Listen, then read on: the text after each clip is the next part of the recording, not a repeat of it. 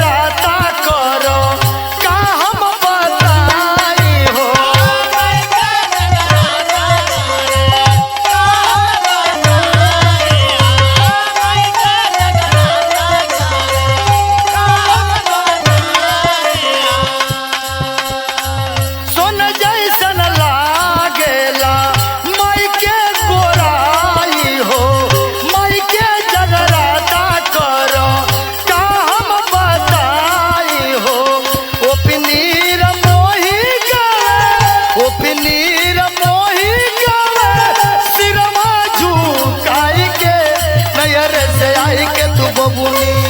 अरे नैहर से आई के तू बबुनी पूजलू कौने माई